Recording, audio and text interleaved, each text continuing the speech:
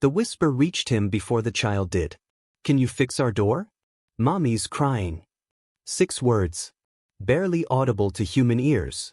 But Theron Nightshade was not human, had not been for 3 centuries, and those 6 words pierced through iron gates and ancient wards like they were made of smoke. He stood motionless in the grand entrance hall of his manor, one hand frozen on the ornate doorframe, listening to something he'd spent lifetimes learning to ignore, a prayer from the desperate. The houses on Morningside Street stood shoulder to shoulder like weary soldiers holding a failing line. Most had been built in the same decade, shared the same cracked foundations, the same history of deferred dreams and necessary compromises. But at the very end of the block, separated from its neighbors by a half-acre of immaculate darkness, stood the Nightshade estate. No one knew exactly when it had been built. City records showed conflicting dates, 1847, 1823, sometimes as far back as 1790.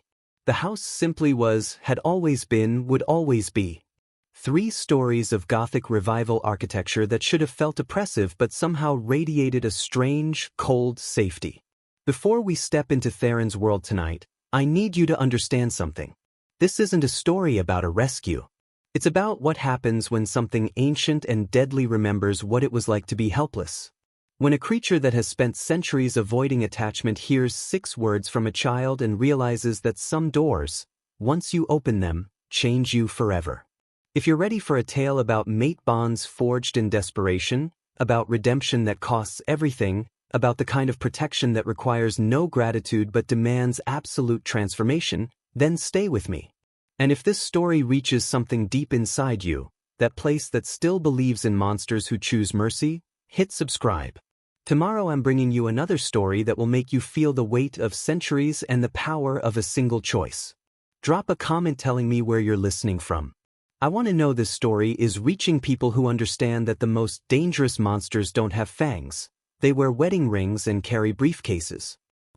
Let's meet a little girl brave enough to ask the impossible, and a vampire king who's about to remember why he made a vow 300 years ago that he's been breaking ever since. The door that wouldn't close. The rental house at 247 Morningside Street was dying the way old houses do, slowly, visibly, with a kind of dignity that made the decay even sadder. The porch sagged on the left side.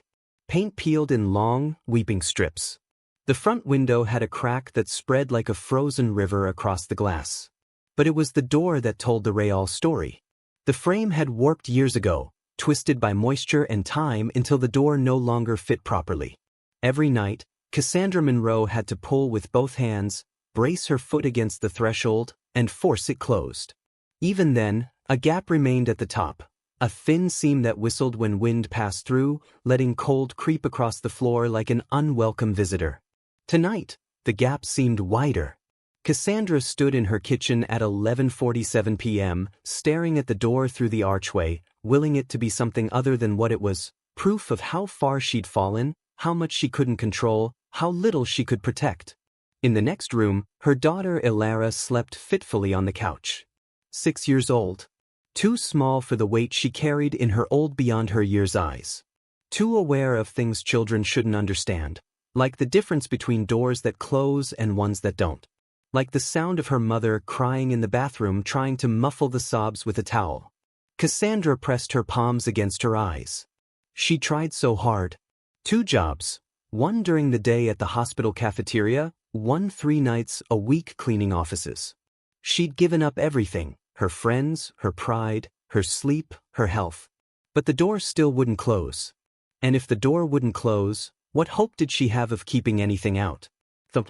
The sound came from the porch. Not loud. Just enough to make her breath catch. Cassandra moved to the kitchen window, careful to stay hidden behind the curtain. The street lamp nearest their house had been dark for 3 months. Budget cuts, the city said. Everything beyond her porch dissolved into shadows that moved wrong, shifted when nothing was there to shift them. She saw nothing. But something had made that sound. Her phone sat on the counter, screen cracked from being dropped too many times, battery at 13%. She could call 911. Say what? That she heard a noise? That her door didn't close properly? That she was a single mother living alone and scared of shadows? They'd send someone eventually. Maybe. If higher priority calls didn't come in first. By then. Thump, thump, footsteps. Slow. Deliberate. Testing the porch boards. Cassandra's hands shook as she moved toward Ilara's makeshift bedroom, the corner of the living room separated by a hanging sheet. Her daughter stirred but didn't wake. Small mercy. The footsteps stopped. Cassandra held her breath, counting seconds. 10, 20, 30. Maybe they'd moved on. Maybe it was just. The doorknob rattled. Not turned. Not forced. Just tested. Like someone checking to see if it was locked, checking to see if the gap at the top was wide enough, checking to see if anyone inside was paying attention. Cassandra's heart hammered so loud she was sure whoever, whatever, stood on her porch could hear it.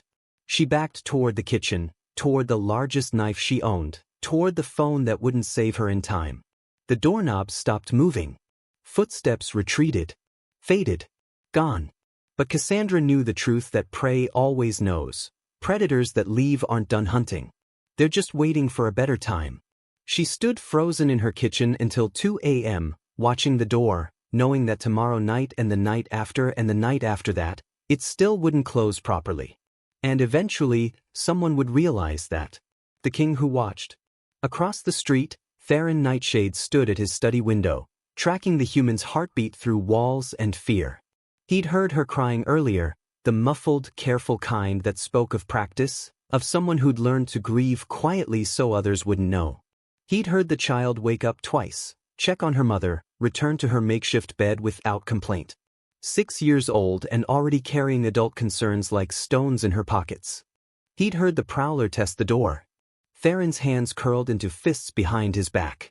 The man, human, male, mid-30s, reeking of cheap beer and cheaper intentions, had circled the block 3 times in the past week.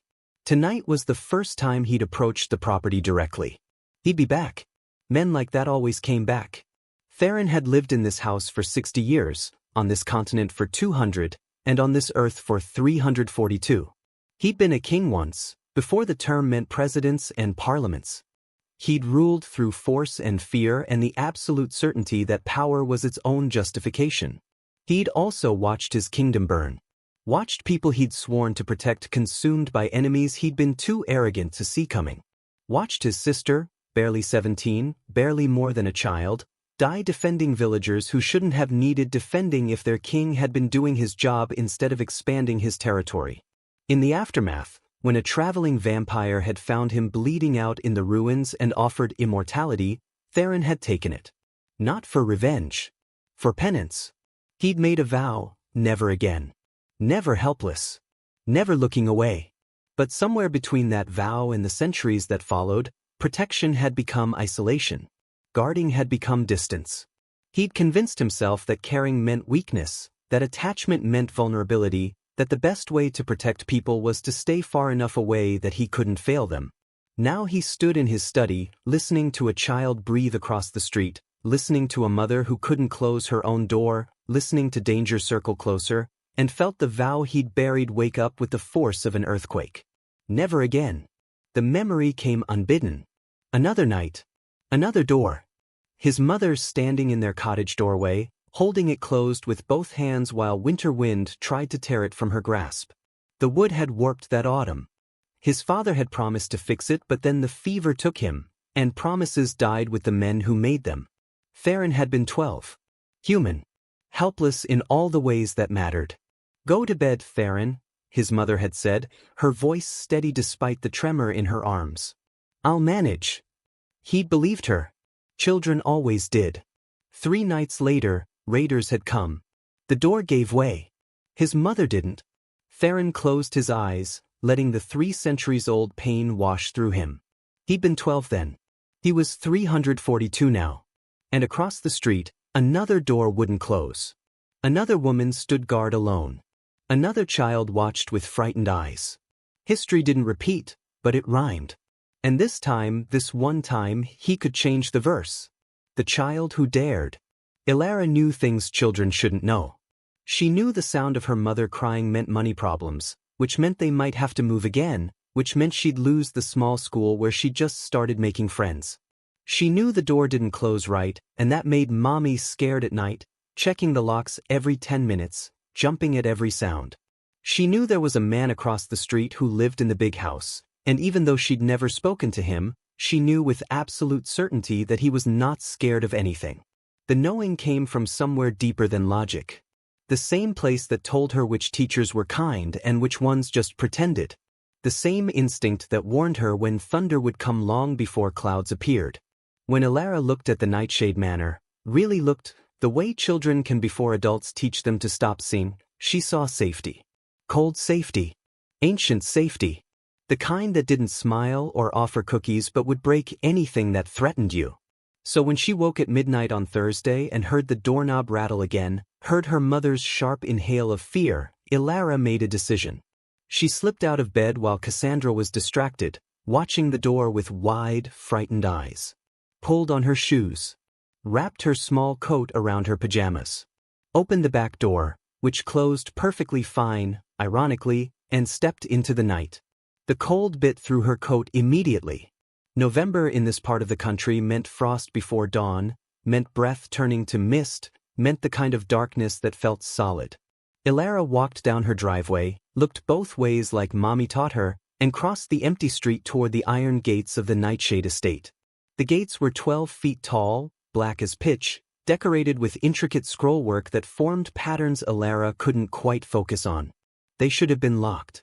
Should have been impossible for a 6-year-old to reach or open. But when she placed her small hand on the cold metal, they swung inward silently. Not locked. Not even latched. Like they'd been waiting for her. The path beyond stretched through perfectly maintained gardens that somehow looked even more perfect in moonlight than daylight. Elara walked forward, her shoes crunching on gravel that seemed too white, too clean. The front door of the manor was massive, dark wood carved with more of those patterns that weren't quite patterns. She couldn't reach the brass knocker even standing on her tiptoes. So she knocked with her small fist. 3 times. Soft but determined. The sound echoed strangely, like it traveled farther than it should, through spaces larger than the world she could see. The door opened. No creak. No delay. Just sudden, absolute presence. The man who stood there was tall, taller than her pediatrician, taller than the man who delivered their mail, tall in a way that should have been scary but somehow wasn't. He wore dark clothes that looked expensive even to Elara's inexperienced eyes. His hair was silver white, pulled back from a face that was ageless in the way statues were ageless, perfect, cold, eternal. But it was his eyes that made Elara certain she'd made the right choice. They were gray. Storm cloud gray. Ancient ocean gray. And they looked at her with absolute, total focus, like she was the only thing in the entire world that mattered in this moment. "Hello," he said. His voice was deep, quiet, the kind of quiet that didn't need to be loud to be heard. "You're very brave to be out this late." "I need help," Elara said. Direct. Honest. The way only children could be. "Can you fix our door?" Mommy's crying. Theron Nightshade had lived for 3 centuries. Had faced armies, rival vampires, werewolf packs, ancient curses, and the slow decay of everything he'd ever known. He'd thought himself beyond surprise, beyond the capacity to be moved by simple requests. He'd been wrong. He knelt. Slowly, carefully, bringing himself to her eye level. Up close, the child radiated warmth, the living heat vampires could feel but never replicate. Her heartbeat was rabbit-quick but steady. Frightened but not of him. "What's your name?" he asked gently. "Elara." "Elara. That's a beautiful name." "I'm Theron." "Theron." She tested the word, nodded approval. "Can you fix doors?" "I can fix many things. But first, does your mother know you're here?" Elara's small face fell slightly. "No. She's watching our front door because someone keeps trying it. But I don't think she can fix it, and if she can't fix it..." She trailed off, but her eyes finished the thought. "Then the bad things will get in." Theron felt something crack in his chest. 300 years of careful control, and a 6-year-old girl's worry about her mother shattered it like glass. "Show me your door," he said quietly. "And then we'll make sure the bad things stay out." The meeting. They walked side by side across the street. Theron matched his immortal stride to her short human steps, hyper-aware of how small she was, how vulnerable. A single car could end her. A stumble could crack her skull. Humans were so impossibly, terrifyingly fragile. "Are you a superhero?" Elara asked as they reached her driveway. "No. But you're not scared of anything." "I'm scared of many things. I'm just very old, and fear looks different when you've lived a long time." "How old?" "Very. Like, 100? Older." Elara's eyes widened. "Older than Mommy's mom?" "Yes." "Wow." She considered this seriously. "Then you must know how to fix a lot of stuff." "I've had practice." The front door of 247 Morningside Street stood before them. Even from the porch, Theron could see the problem: warped frame, misaligned hinges, wood swollen from moisture that had seeped through failing weather stripping. A $5 part and 30 minutes of labor could fix it. But to Cassandra Monroe, working 2 jobs and counting pennies, that $5 might as well be 500. And that 30 minutes might as well be hours she didn't have. The door opened before they could knock. Cassandra stood in the threshold, face drained of color, eyes wild with the particular terror of a mother who's realized her child is missing. She saw Elara first, relief flooding her features for exactly 1 second before she saw who stood beside her daughter. Then fear replaced relief. A different kind. The kind adults had learned that children hadn't yet: fear of strangers, of intentions, of things that seemed too good to be true. "Elara!" Cassandra rushed forward, swept her daughter into her arms, held her so tightly the little girl squeaked. "Don't ever." "What were you?" Words failed. She just held on. Over Elara's head, her eyes met Theron's. Accusation. Suspicion.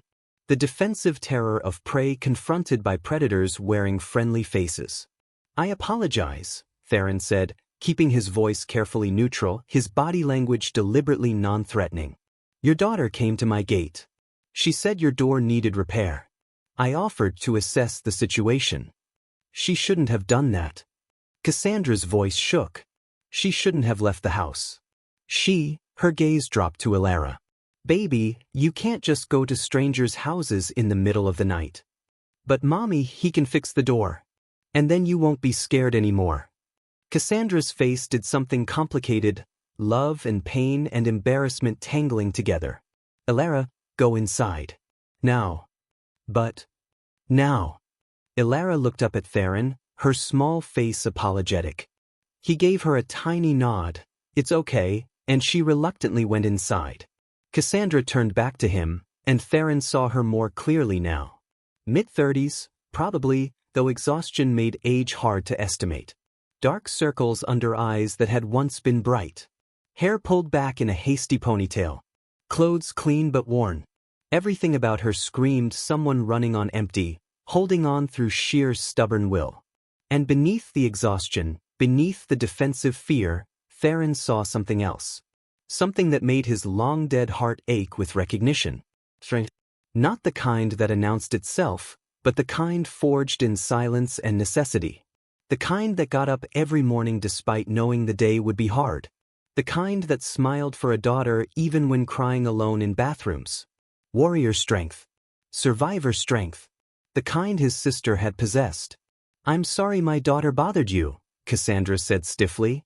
"It won't happen again." "She didn't bother me." "Still." Cassandra wrapped her arms around herself. "We're fine. We don't need," her voice caught. "We're managing." Theron looked past her at the door hanging wrong in its frame. At the gap that let cold and fear seep through. At the evidence of how not fine they were. "With respect, Ms. Monroe, your door is broken. Someone has been testing it. And your daughter is frightened enough that she crossed the street alone at midnight to ask a stranger for help." Cassandra flinched like he'd slapped her. "How do you know my name?" "The mailbox." "Right." She looked away. "Look, I appreciate the concern. But we're fine. Please just forget this happened." "I can fix your door," Theron said quietly. "Tonight. It will take perhaps 30 minutes. I can't pay you. I'm not asking you to. Everyone wants something. Not tonight." Cassandra stared at him. really looked at him for the first time. Saw the perfectly tailored clothes that spoke of wealth beyond her imagining. Saw the stillness that wasn't quite human. Saw eyes that held too much time, too much knowing. Saw something else, too. Something she couldn't name but recognized in her bones. Safety. The genuine article. Not the performance of it, but the reality. "Why would you help us?" she whispered. "You don't even know us." "Because 3 centuries ago, I failed to fix a door for someone who needed it. Because I've spent lifetimes trying to bury the vow I made in blood and ash. Because your daughter looked at me like I was capable of protecting something precious, and I can't remember the last time anyone looked at me that way." But he couldn't say any of that. So instead, Theron said simply, "Because your daughter asked me to. And because everyone deserves a door that closes. Hands that remember." Cassandra let him in. Not because she trusted him. Trust was a luxury she couldn't afford, but because the alternative was another night of checking locks that didn't work, jumping at sounds that might be nothing or might be everything. And because Ilara was watching from the couch with absolute faith that the man from across the street would fix everything. Children believed in heroes. Cassandra had stopped believing years ago. But for her daughter's sake, she could pretend for one night. Theron moved through her small living room with careful respect, not looking at the worn furniture or the bills stacked on the coffee table or the marks on the wall where previous tenants had hung pictures and she hadn't bothered to fill the holes. He went straight to the door. He crouched beside it, running his fingers along the frame with surgical precision. Long fingers. They moved with the confidence of someone who'd repaired 10,000 doors across 300 years. "The frame is warped here," he said quietly, almost to himself. "The top hinge has pulled away from the wood. The weather stripping has degraded completely. And this gap," he traced the space at the top, "is letting moisture in, which makes the wood swell, which makes the problem worse. Can you fix it?" Ilara asked, appearing at his elbow. Theron glanced at her. Something in his expression softened. "Yes. But I need to get tools from my house. Will you keep your mother company while I'm gone?" "Okay." He stood, met Cassandra's eyes. "I'll return in 5 minutes. Lock the door behind me. The regular lock will hold that long." Then he was gone, moving across the street with a speed that was just slightly too fast, disappearing into his manor before Cassandra could process what she'd seen. Ilara tugged on her mother's hand. "He's nice, Mommy." "You don't know that." "Yes, I do. He has kind eyes." Cassandra looked at the door. At the gap that had haunted her for months. At the evidence of her failure to provide basic safety for her child. What if he actually can fix it? The thought was dangerous. Hope always was. Theron returned in exactly 5 minutes carrying a toolbox that looked older than the house itself. Cassandra opened the door, and he stepped onto the porch, not inside, she noticed. Staying in the liminal space between her world and his. "May I work?" he asked. Such an old-fashioned question. Such careful respect for her space, her consent, her autonomy. "Yes," Cassandra heard herself say. Theron knelt again, opened his toolbox, and began. His movements were methodical, almost meditative. He removed the top hinge with a screwdriver that looked hand-forged. Examined the screw holes that had been stripped by years of forcing the door closed. Pulled out wood filler and applied it with fingers that didn't shake, didn't hesitate. While the filler dried, he moved to the frame itself. Ran a small plane along the warped edge, shaving away the swollen wood in long, precise strokes. The scent of fresh-cut timber filled the air, clean and honest. Cassandra found herself watching his hands. They moved with the kind of muscle memory that spoke of centuries, not years. As if the knowledge of repair lived in his bones, in the way his fingers knew exactly how much pressure to apply, exactly where to cut, exactly when to stop. "How long have you lived here?" she asked, then immediately regretted speaking. She didn't want to make conversation. Didn't want to humanize this. It was a transaction. Nothing more. But Theron answered anyway. 60 years in this house. 200 on this continent. Longer than that elsewhere. Cassandra laughed before she could stop herself. "You're not that old." "Older than I look." Something in his tone made her stop laughing. Made her look at him more carefully. At skin that was too perfect, too unmarked. At eyes that held shadows no 30-something should possess. At the absolute stillness when he wasn't moving, like he'd forgotten to fake breathing. "What are you?" The question escaped before wisdom could stop it. Theron's hand stilled. For a long moment, he didn't answer. Then, quietly, someone who has lived long enough to understand that some doors matter more than others. And yours matters. Not an answer, but somehow more honest than denial. The gift of silence. They fell into a rhythm. Theron worked. Cassandra watched from the doorway, arms wrapped around herself against cold that wasn't just temperature. Ilara dozed on the couch, small body finally relaxed now that someone was fixing the thing that scared her mother. "Tell me if I'm overstepping," Theron said after 20 minutes, "but someone has been testing your door. A man. Mid-30s. He's been circling this block for a week." Cassandra's blood went cold. "How do you know?" "I notice things." "That's not an answer." "No," Theron agreed. "But it's all I can offer right now." "Has he approached you directly?" "No. I hear sounds sometimes. Footsteps on the porch. The doorknob rattling." She hugged herself tighter. "I thought I was being paranoid." "You weren't." "What do I do?" Theron looked up at her. In the dim porch light, his eyes caught the glow and reflected it back like an animal's. Not human. Definitely not human. Cassandra should have run. Should have grabbed Ilara and fled into the night. But something in those inhuman eyes promised that running would be the worst thing she could do. Not because he was dangerous to her, but because leaving meant facing the prowler alone. "You do nothing," Theron said quietly. "I'll handle it." "You can't just—" "Yes," he interrupted gently, "I can. And I will. That man won't trouble you again. You have my word." "I don't even know you." "No. But your daughter trusted me to fix your door. And I don't break promises to children." Something in Cassandra's chest loosened. Just slightly. Just enough to let her take a full breath for the first time in weeks. Theron returned to his work. Installed a new hinge with screws that bit deep into solid wood. Replaced the weather stripping with material that sealed perfectly, no gaps, no whistling drafts. Planed the door itself until it fit the frame with precision measured in fractions of millimeters.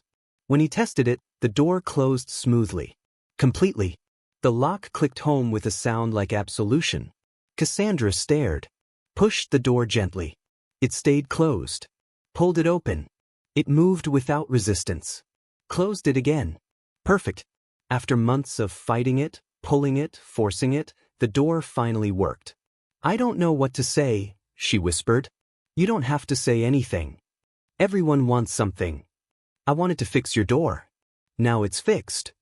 Theron stood, gathering his tools. "There's one more thing." He pulled something from his pocket. A small card, cream-colored, with elegant script, Theron Nightshade and a phone number. "If you need anything," he said, placing it on the small table by the door. "Or if that man returns. Or if the door gives you trouble again. Call." Cassandra looked at the card. At his name written in ink that seemed too old for modern paper. "Why are you doing this?" "Because 300 years ago, I failed to fix a door that mattered. And I've been trying to atone for it ever since." He said it so simply. So honestly. Like confession was just another form of repair. Then he was walking down her porch steps, across the street, disappearing into his manor before she could ask what he meant. Before she could thank him properly. Before she could do anything but stand in her doorway with a door that finally closed. Inside, Ilara stirred. "Is it fixed?" "Yes, baby. It's fixed. I told you he could do it." Cassandra closed the door. Locked it. The lock held. For the first time in 6 months, she went to bed without checking it every 10 minutes. For the first time since moving into this house, she slept through the night. And across the street, Theron Nightshade stood at his window, watching. Guarding. Keeping his 300-year-old vow the way he should have kept it from the beginning. Not as a king. As a neighbor. The pattern of care. It started with the door. But it didn't end there. 3 days later, the porch light, dark for months, suddenly worked again. New bulb, Cassandra assumed, until she checked and found the wiring had been completely repaired. Professional work. The kind that required expertise and time and money she didn't have. A week after that, the leak under her kitchen sink stopped. She found new pipes installed, gleaming copper replacing the rusted disaster that had been dripping for weeks. 2 weeks later, her car, a 15-year-old sedan held together by prayer and duct tape, started running smoothly again. Someone had changed the oil, replaced the spark plugs, topped off all the fluids. Cassandra knew who. The card on her table remained untouched, but she knew. She should have been angry. Should have felt violated that someone was entering her space uninvited, touching her things, fixing problems she hadn't asked him to fix. Instead, she felt something more complicated. Something that felt dangerously like relief. Like maybe she didn't have to hold everything together alone anymore. Ilara waved every morning when she left for school. Stood at the end of their driveway and lifted her small hand toward the Nightshade Manor, where Cassandra knew, though she'd never seen proof, that he watched. "Why do you wave to him?" Cassandra asked one morning. "Because he's our friend." "We don't know him." "Yes, we do. He fixed our door." Child logic. Simple. Inarguable. That afternoon, Cassandra found herself standing at her window, looking across the street at the manor that held too many secrets. The house was beautiful in daylight, all dark stone and perfect landscaping and windows that reflected the sky like mirrors. But she'd never seen him during the day. Never seen movement behind those windows. Never seen any sign of life except in darkness. "What are you, Theron Nightshade?" The question haunted her. But not enough to make her stop accepting his help. Not enough to change the locks he'd repaired. Not enough to throw away his card. Because whatever he was, he'd kept his promise. The prowler hadn't returned. Her door stayed closed. Her daughter slept peacefully. And Cassandra, who'd spent years learning that accepting help always came with invisible strings, couldn't find the strings attached to this. It terrified her. The first real conversation. He came to her porch on a Thursday evening, 3 weeks after fixing the door. Knocked softly.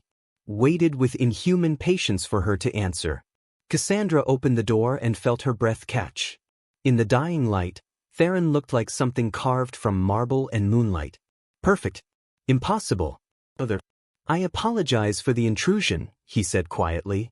"But I wanted to inform you that the man who was watching your house has left the area. He won't return." "How do you know?" "I made certain he understood the consequences of returning." Cassandra should have asked what that meant. Should have demanded details.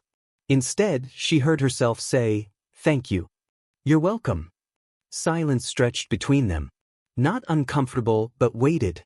Full of things neither could say yet. "Why?" The question escaped. "Why help us?" "Really?" Theron was quiet for a long moment. Then, "May I tell you a story?" Something in his tone made her nod. 324 years ago, Theron began, I was a boy of 12. Human. Mortal. Living in a cottage with my mother and sister while my father's grave was still fresh. Winter came early that year. The door to our cottage had warped in autumn, and my father had promised to fix it before the cold settled in. He paused. Cassandra waited, somehow knowing this story mattered more than any truth he could speak plainly. My mother tried to hold it closed every night. I watched her brace it with her body, her hands, her desperate strength. I was 12 and useless and told myself someone would help. That adults handled these things. That it wasn't my responsibility. His voice went soft. Distant. Raiders came 3 days before winter solstice. The door gave way. My mother didn't. Cassandra's throat tightened. I became what I am shortly after, Theron continued. Gained power I'd never imagined. Strength that made me unstoppable. And I made a vow, never again would I stand by while someone struggled to hold a door alone. He met her eyes. But somewhere between that vow and the centuries that followed, I forgot the important part. I learned to rule instead of guard. To control instead of protect. I stopped kneeling. Stopped remembering that the point wasn't power, it was presence. Then my daughter knocked on your gate, Cassandra whispered. Then your daughter reminded me what I'd forgotten.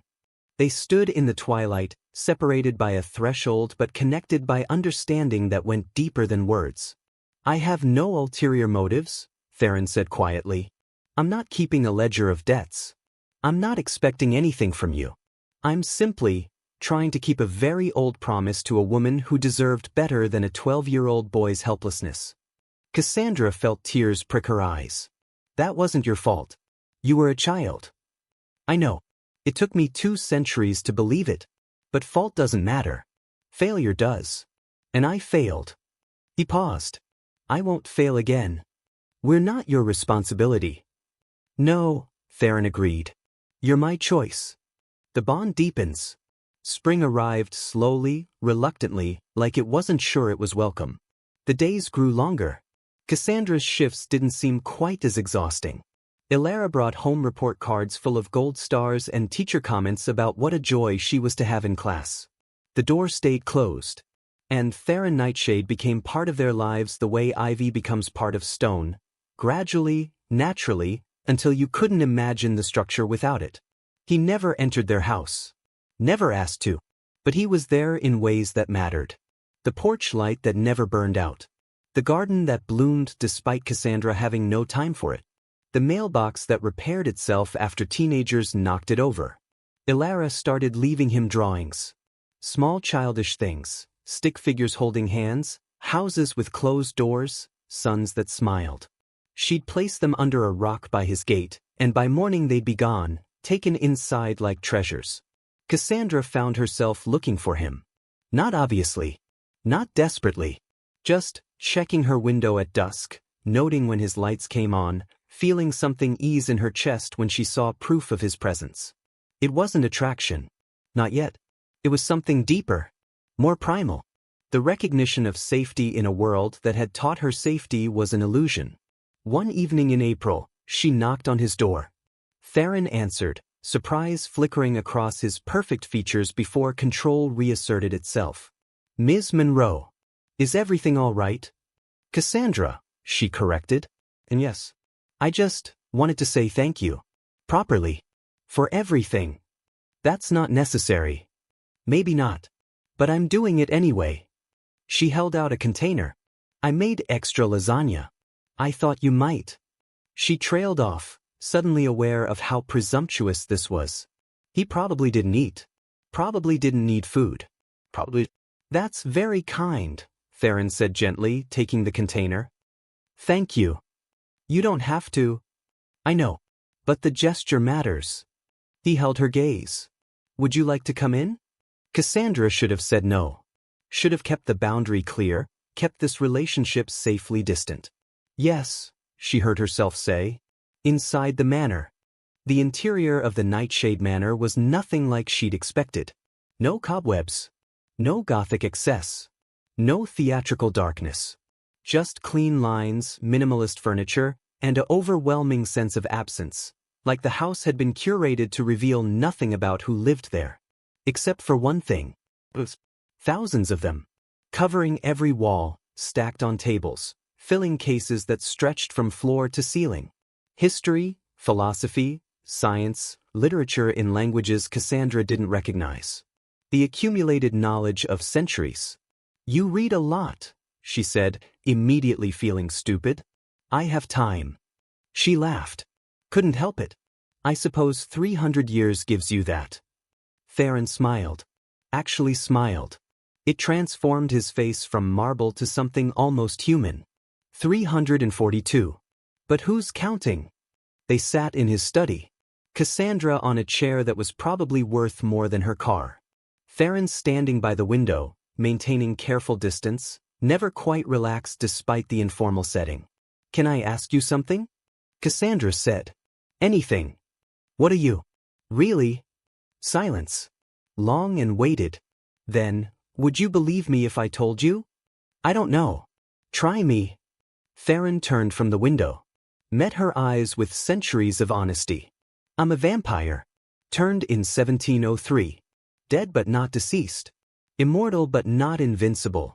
Ancient but trying very hard not to become monstrous. Cassandra should have laughed. Should have made a joke about sparkles or capes or anything to deflect the absolute certainty in his voice. Instead, she heard herself say, "I know." His eyebrows rose. "You know. I've known since the first night. You don't breathe regularly. Your skin is too cold. You only come at night. And your eyes," she gestured vaguely. "They reflect light wrong. And you're not frightened?" "I'm terrified," Cassandra admitted. "But not of you. Of what it means that the person who makes me feel safest isn't even human." Theron moved closer. Slowly. Carefully. Like approaching something that might bolt. "I would never hurt you. Or Ilara. You have my word. I believe you." And she did. Against all logic, all reason, all self-preservation instinct. She believed him. "Why?" Theron asked, echoing her question from weeks ago. "Because you fixed our door. Because you kept the bad things away. Because you ask permission before entering my space and keep promises to 6-year-olds and look at me like I matter." "You do matter." "Do I? Or am I just, what? Your redemption project? Your way of atoning for a 300-year-old guilt?" The words came out harsher than she'd intended. But once started, she couldn't stop. "I've spent my whole life being someone's something," Cassandra continued. "My ex-husband's wife. Ilara's mother. My boss's employee. I've never just been me, valued for existing, not for what I could provide." She stood, suddenly needing distance. "So I need to know. What am I to you?" Theron was very still. When he spoke, his voice was low. "Careful. You're someone who reminds me why I made my vow in the first place. Someone who survived when everything tried to break you. Someone who holds doors closed with bare hands and still gets up every morning and loves your daughter and refuses to let the world make you cruel." He took a step closer. "You're not a project. You're not atonement. You're—" He trailed off. Looked away. "What?" Cassandra pressed. "You're the first person in 2 centuries I've cared about." The confession hung between them like a bridge half-built, waiting for someone to decide whether to finish it or burn it down. The other vampires. What Cassandra didn't know, couldn't know, was that Theron wasn't alone in the world. That vampire society was real and structured and watching him with growing concern. That night, after Cassandra left, Theron received a summons. Not in writing. In power. A cold presence that pressed against his consciousness like a hand on his shoulder. "The council requires your presence." Theron closed his eyes. He'd known this was coming. Had known since the moment he'd crossed the street to fix a broken door that he was breaking rules older than nations. He went. The shadow court existed in spaces between reality, accessible only to those with power enough to tear through the veil. 5 ancient vampires sat in judgment. Isolde, Cain, Seraphina, Magnus, and Cassius. Collectively, they'd lived over 10,000 years. Collectively, they'd seen empires rise and fall. And collectively, they'd survived by following one rule: never get involved. "Theron Nightshade," Isolde spoke, her voice like silk over steel. "You've been careless." "I've been present," Theron corrected. "You've attached yourself to humans. A woman and her child. You've repaired their home. Eliminated threats against them. Spent time in their company." Cain's eyes gleamed red in the darkness. "You're forming bonds." "I'm keeping a vow." "Your vow is not our concern," Seraphina said coldly. "Your exposure is. What happens when that woman realizes what you are? When she tells others? When hunters come?" "She already knows. And she won't tell." Shocked silence. "You told her?" Magnus stood, ancient rage radiating from him like heat. "You revealed our nature to a human?" She guessed. "I confirmed." "This is grounds for execution," Cassius said quietly. "You know this. Then execute me."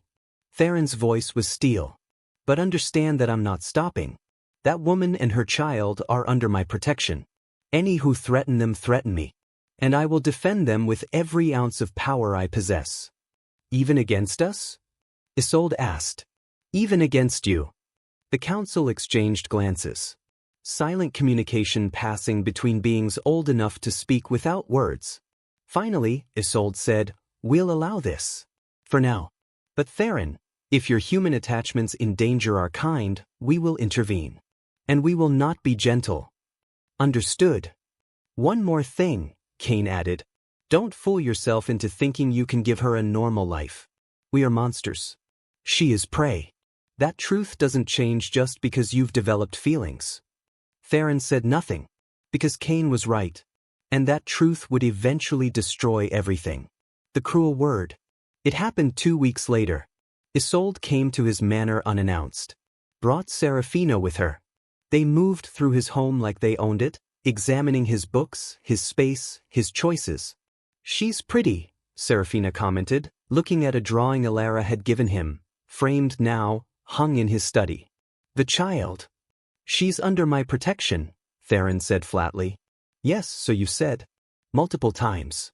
With such fervor. Isolde settled into his chair like a queen claiming a throne. Tell me, Theron, what exactly are your intentions with this human? I'm protecting her. Protecting. How noble. Serafina's smile was sharp. Or are you simply keeping her like a pet? A responsibility you've convinced yourself is meaningful? She's not a pet. No? Then what? A friend? A lover in waiting? Or just a human you've grown attached to because your guilt demands a focus? Theron's hands clenched. Leave. Now. We're only saying what you won't admit, Isolde said smoothly. That this isn't protection. It's projection. You're using that woman to atone for ancient failures.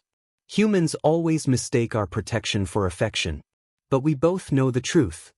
And what truth is that? That you don't love her. You love the idea of her. The fantasy of redemption she represents. The moment that fades, and it will fade, Theron, it always does, you'll move on. Find another broken door. Another damsel.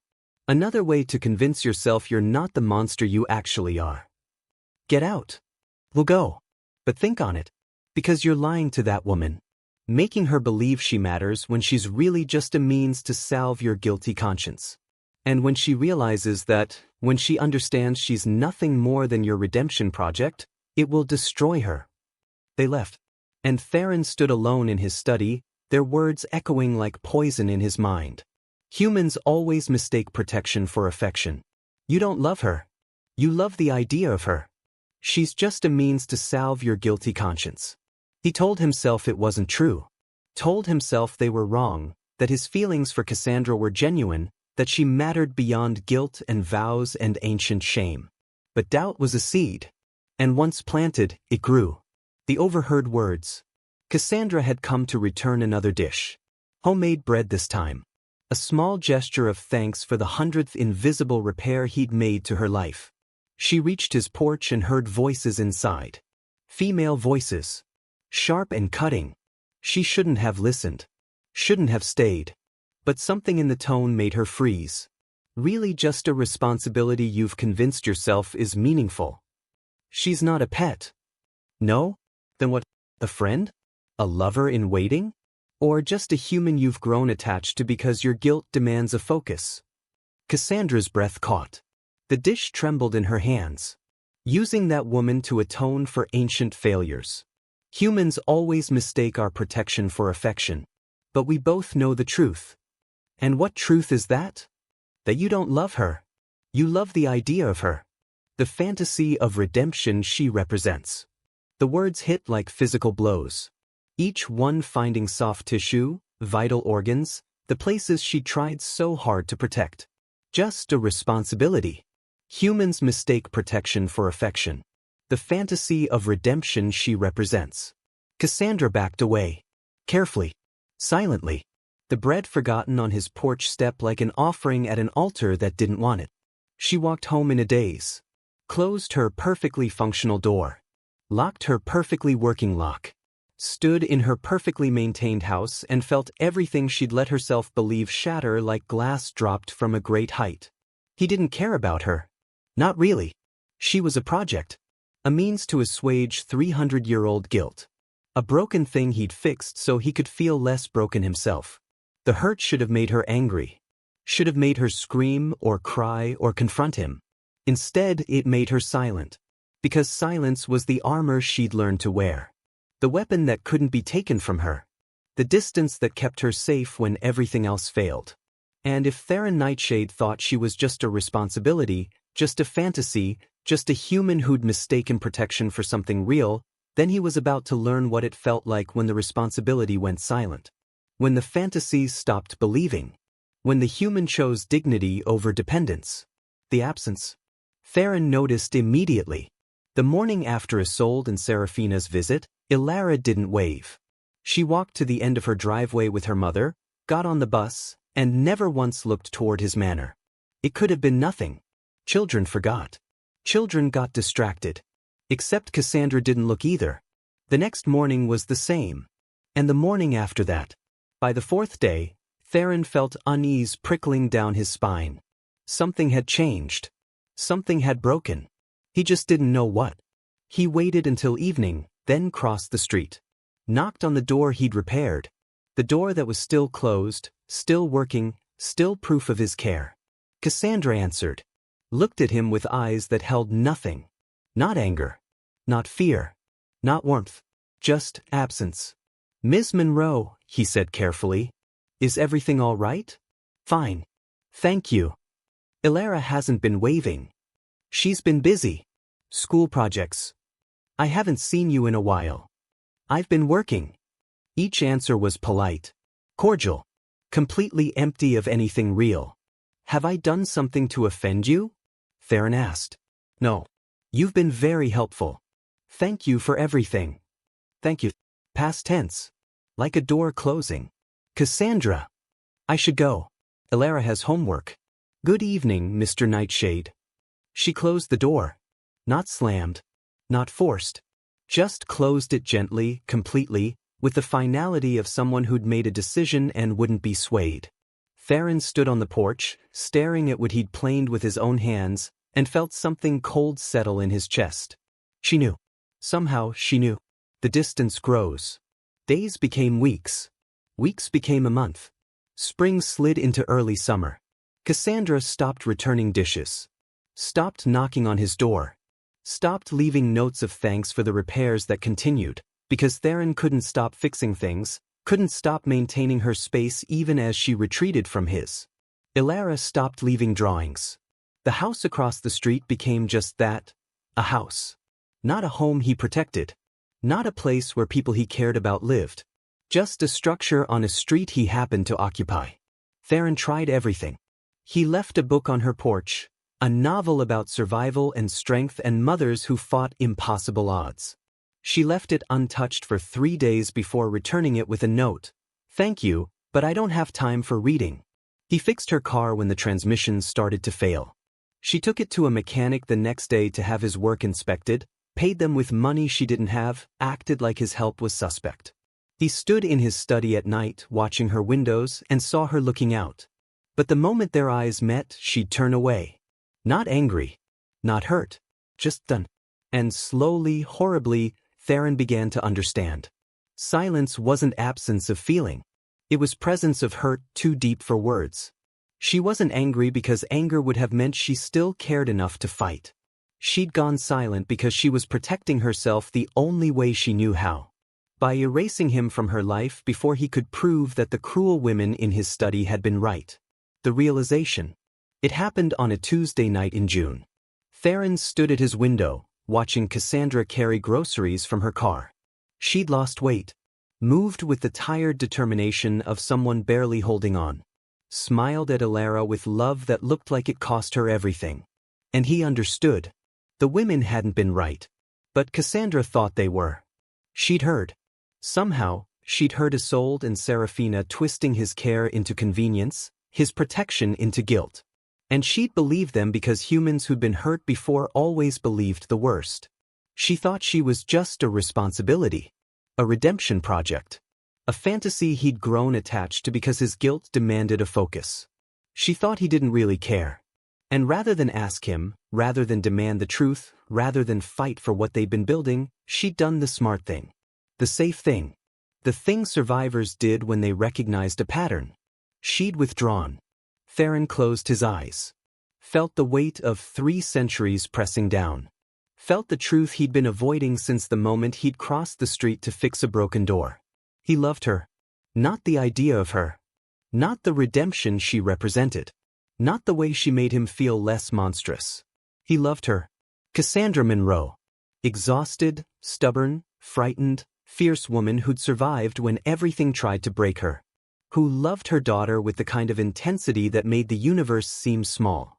Who'd looked at a vampire and seen safety instead of teeth. He loved her. And he'd lost her by failing to say it. By letting poisonous words go unchallenged.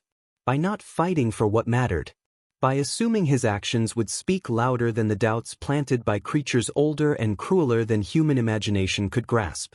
Theron opened his eyes. Made a decision. He would fix this. Not with repairs to her house. Not with silent protection from the shadows.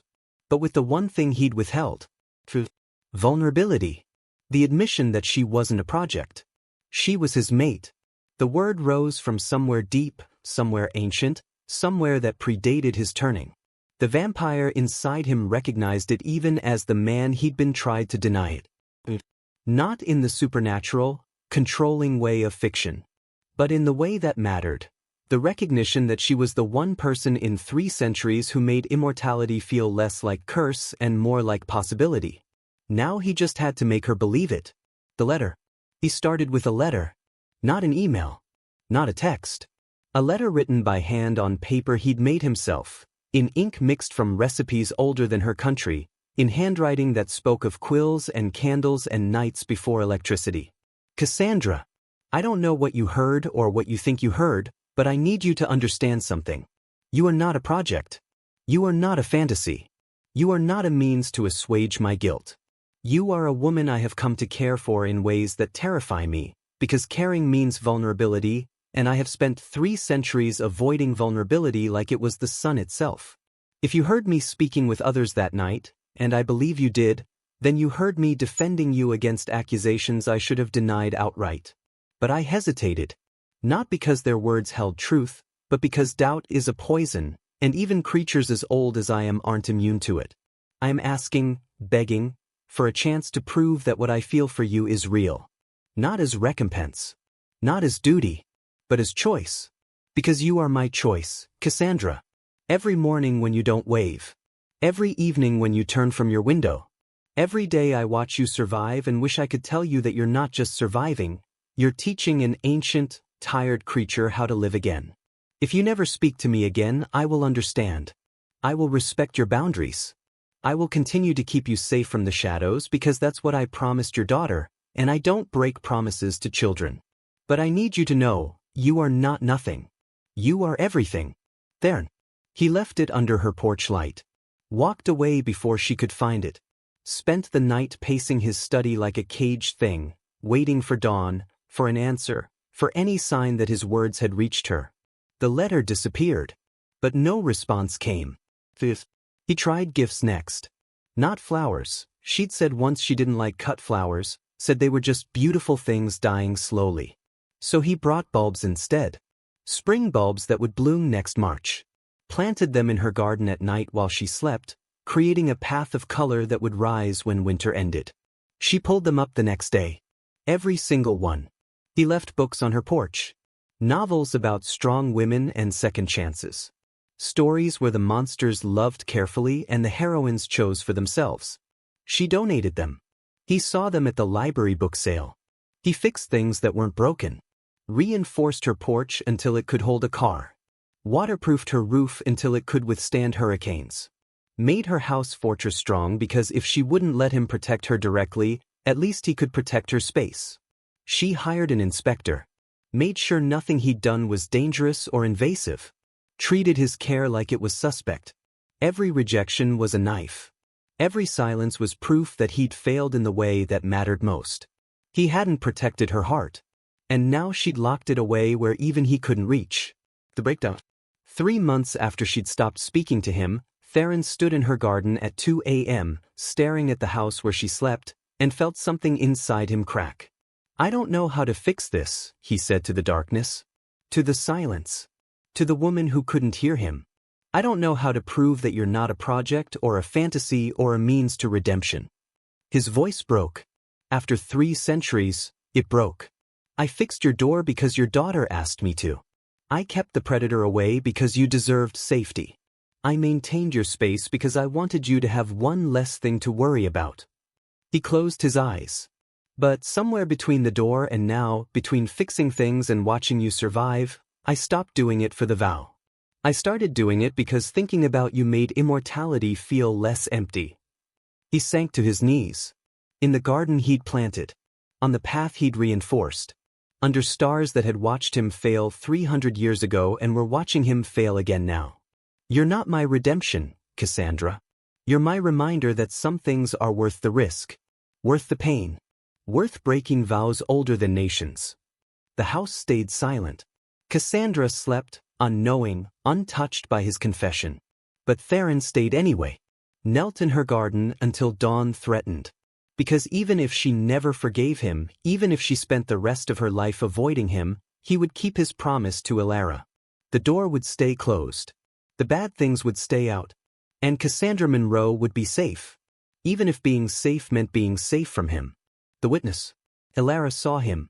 From her window, she watched the strange man who'd fixed their door kneeling in their garden, talking to nothing, crying tears that caught moonlight like diamonds. She didn't understand most of what he said. But she understood sad. Understood lonely. Understood what it looked like when someone loved something they couldn't have. The next morning, she asked her mother, "Why did you stop talking to Theron?" Cassandra froze. "What?" "The man who fixed our door. You used to smile when you saw him. Now you don't look." "He's just a neighbor, baby." "No, he's not. He's sad. I saw him crying in our garden last night." Cassandra's hands stilled on the dish she was washing. "That's not, he wasn't. He was talking about you. About how he doesn't know how to fix this. About how you're not a project." Elara tilted her head. "What's a project?" "Something someone works on." "Like homework?" "Sort of." "Oh." Elara considered this. "Is that bad? Working on something?" "It is when the something is a person." "Why?" "Because people aren't things to be fixed." "But he fixed our door. And our porch. And the scary man went away. Didn't he fix problems?" Cassandra closed her eyes. "It's complicated, Elara. He said you were his reminder that things were worth the risk." "What does that mean?" "Where did you hear that?" "Last night. When he was in our garden being sad." Cassandra turned. Looked at her daughter. Saw honesty there. Childish observation untainted by adult cynicism. "He really said that?" "And other stuff. About how he was sorry. About how he'd keep us safe even if you never talked to him again." Elara frowned. "Why wouldn't you talk to him? He's nice." "Because sometimes," Cassandra said carefully, "grown-ups hurt each other even when they don't mean to." "Did he hurt you?" "Yes." "Did you tell him?" "No." "Why not?" "When I hurt someone, you make me say sorry." Out of the mouths of babes. Truth delivered with devastating simplicity. Cassandra sank into a chair. What if saying sorry doesn't fix it? You won't know unless you try. The confrontation. Cassandra knocked on his door at sunset. Theron answered, and she saw what 3 months had done to him. He looked thinner. Older somehow, despite immortality. Like grief had found a way to age even the ageless. "Cassandra." Her name was a prayer. "Don't." She held up a hand. "I'm not here to reconcile. I'm here because my daughter told me you were crying in our garden, and I need to understand what's real and what's not." "Everything is real." "Is it?" "Because I heard you that night. I heard those women saying I was just a responsibility. A fantasy. A means to salve your guilty conscience. And you didn't deny it." Pain flashed across his face. "You heard?" "Yes." "How much?" "Enough." Theron stepped back. "Come in. Please. I need to explain." "I'm not coming in. You can explain from there." So he did. Standing in his doorway, with the last light of day dying behind her, Theron told her everything. About the council. About vampire politics. About creatures older than civilizations who saw humans as prey at worst, curiosities at best. About Isolde and Seraphina's interrogation. About their cutting words designed to make him question his own heart. About his moment of doubt. His failure to immediately refute their poison. I should have told them they were wrong, Theron said, his voice raw. Should have said you weren't a project or a fantasy or anything but the woman He stopped. Started again. But I hesitated. Because doubt is insidious and I'm not. I'm not good at this. At what? At caring. At being vulnerable. At letting someone matter enough to hurt me. He met her eyes. I spent 3 centuries perfecting distance. You shattered it in 3 weeks. That's not my fault. I know. It's not a fault at all. It's a gift. One I didn't deserve and couldn't protect. He paused. You heard me fail to defend what we were building. And I don't blame you for walking away. But I'm asking you, begging you, to let me prove that what I feel is real. Not guilt. Not redemption. Not a fantasy. Just. He spread his hands helplessly. You. Cassandra felt tears building. How do I know that's true? How do I know I'm not just convenient? Another broken door you're fixing so you can feel less broken? You don't. There's no proof I can offer. No test I can pass. You either believe me or you don't. That's not enough. I know. They stood in silence. The gap between them might as well have been miles. Then Theron did something she didn't expect. He knelt. Not a shallow bow. Not a token gesture. He lowered himself completely until his knees touched stone, until his pride and power and 3 centuries of kingship folded inward. Until he was just a man kneeling before a woman who held his heart in her scarred hands. I have lived 342 years, Theron said quietly. I have ruled kingdoms, commanded armies, watched empires rise and fall. And never once in all that time have I knelt for anyone. He looked up at her. I'm kneeling now. Not because you demanded it, but because you deserve to see me powerless. Vulnerable. As human as I can be when I haven't been human for 3 centuries. Cassandra's breath caught. You're not a project. You're not a fantasy. You're not a means to atone for ancient guilt. His voice was absolute. You're the first person who made me want to be more than the monster I became. Who looked at me and saw possibility instead of threat. Who trusted me with something precious, your daughter's safety, when every instinct should have told you to run. Tears spilled down Cassandra's cheeks. I'm not asking you to love me, Theron continued. I'm not asking for forgiveness I haven't earned. I'm just asking for a chance. One chance to prove that when I say you matter, I mean it with everything I am. Why should I believe you? Because I'm kneeling. Because I've spent 3 months watching you shut me out and it nearly destroyed me. Because your daughter saw me crying in your garden over losing something I never properly claimed. He took a shaking breath. Because you're my mate, Cassandra. Not in some supernatural, no choice involved way. But in the way that matters. You're the person who makes immortality feel like a gift instead of a curse. Who taught me that protection without presence is just surveillance. Who reminded me that the point of power is using it for something that matters. Your mate, Cassandra whispered. My choice. Every day. For as long as you'll allow it. Touch. Cassandra stared at him. At this impossible, ancient, deadly creature kneeling before her like supplication was an art he'd just learned. She thought about the door he'd fixed at midnight because a child asked. The prowler who'd disappeared. The silent repairs that had made her life easier even as she tried to reject them. The letter written in ink older than nations. The garden planted for blooms she'd never see until spring. The 3 months of patient distance while she'd shut him out. The absolute respect for her boundaries even as it clearly gutted him. And she thought about Alara's words, you won't know unless you try. Cassandra stepped forward. Theron went very still. Didn't move. Didn't breathe. Just waited with the patience of stone and centuries. She raised her hand. Hesitated. You promise? Her voice broke. You promise this is real? I promise. You promise I'm not just something you're fixing? You were never broken, Cassandra. You're the strongest person I've ever known. Human or otherwise. She touched his face. The moment her warm palm met his cool cheek, Theron closed his eyes like she'd lit him on fire. His breath, unnecessary but maintained for appearance, shuddered out. "You really were crying in my garden," she whispered. "Yes. For 3 months you've been trying to fix the one thing I couldn't repair with tools or power or time. Your trust." Cassandra's other hand rose, cradled his face, felt the marble-perfect skin that should have been off-putting but somehow wasn't. "I heard you that night," she said. "I heard those women say terrible things. And I heard you hesitate. I know. I'm sorry. Let me finish." Her thumbs brushed his cheekbones. "I heard you hesitate, but I also left before I heard you defend me. Before I heard whatever you said after I walked away. I told them they were wrong, that you were my choice, that anyone who threatened you threatened me directly.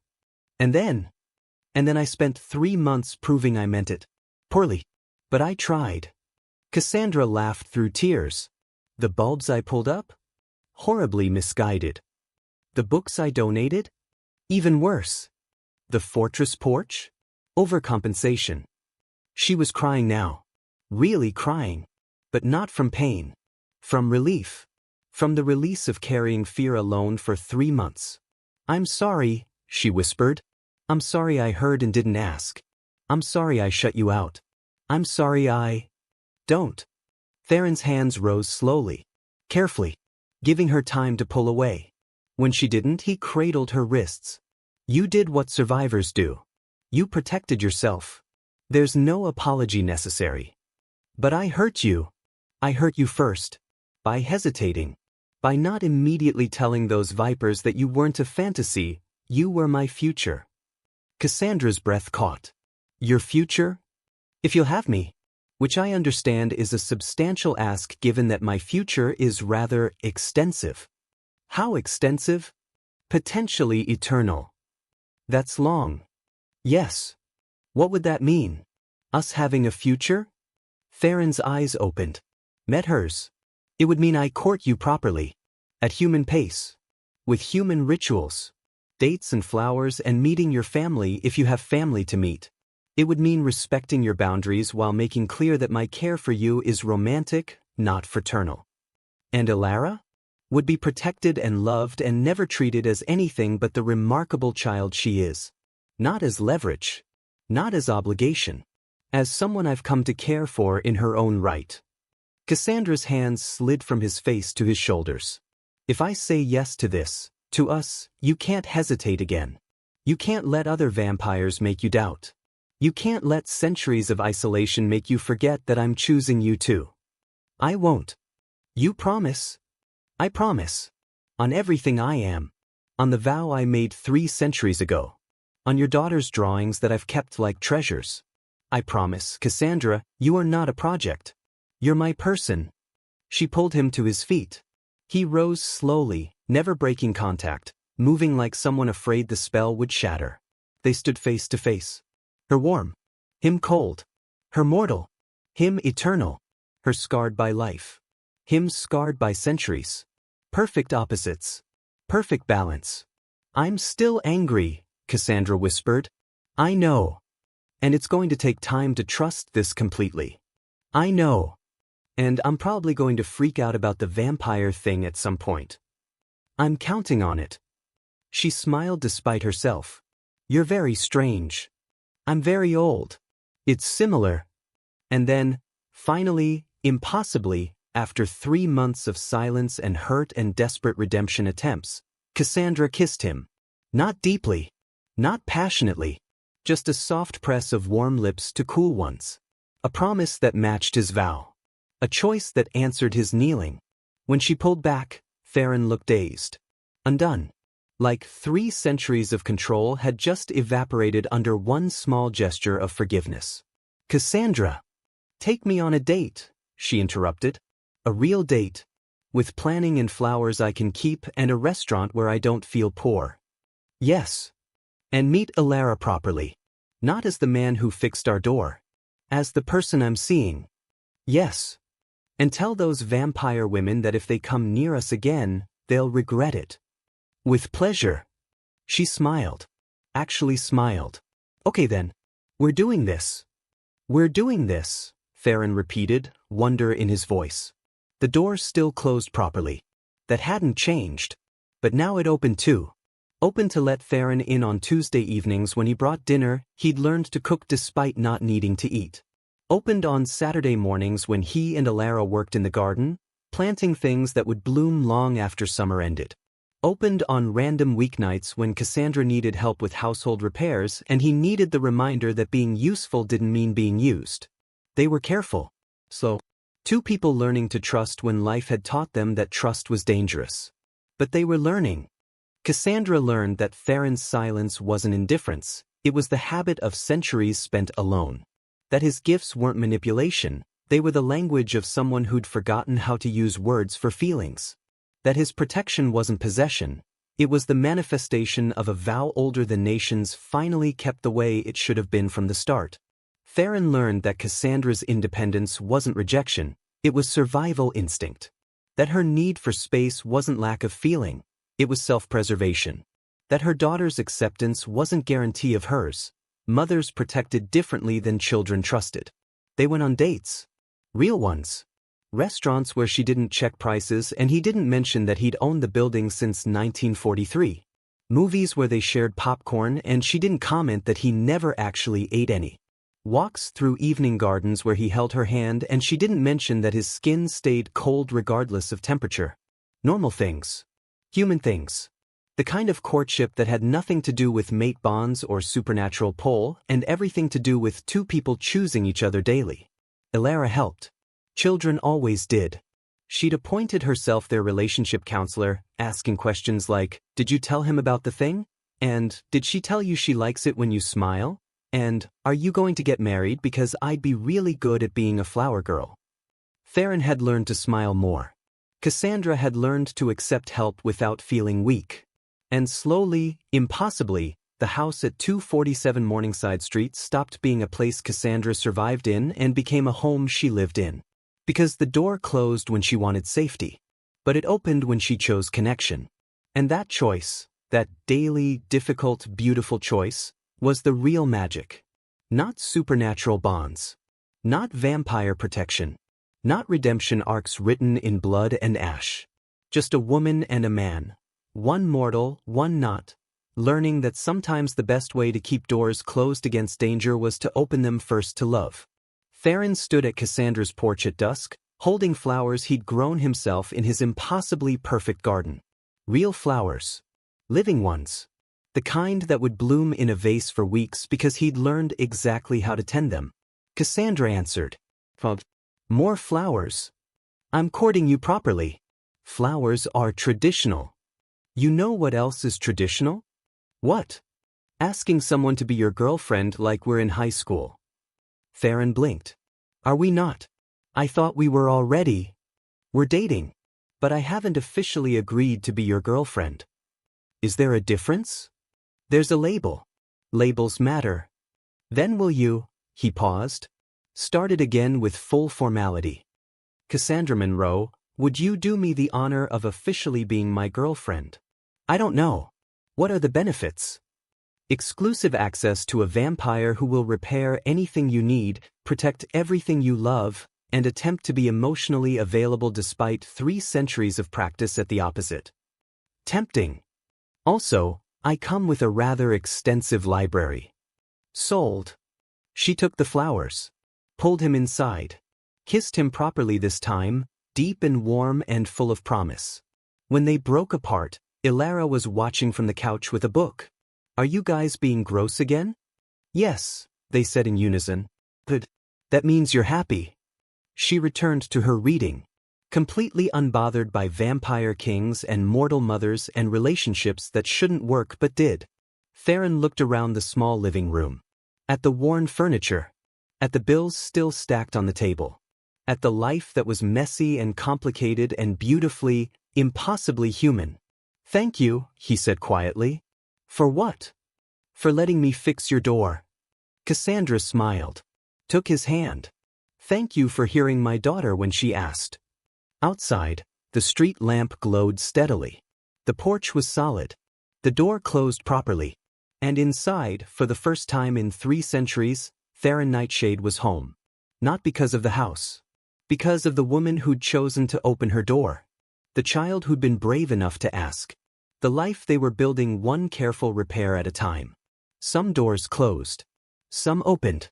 And sometimes, if you were very lucky and very patient and very willing to kneel when it mattered, both things could be true at once.